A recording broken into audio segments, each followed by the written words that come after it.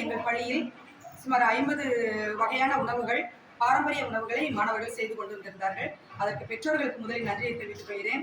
இத்தகைய ஏற்பாட்டினை சிறப்பாக செய்து கொடுத்த எங்கள் பள்ளி தலைமை ஆசிரியருக்கும் என் பள்ளி நிர்வாகத்திற்கும் நன்றியை தெரிவித்துக் கொள்கிறேன்.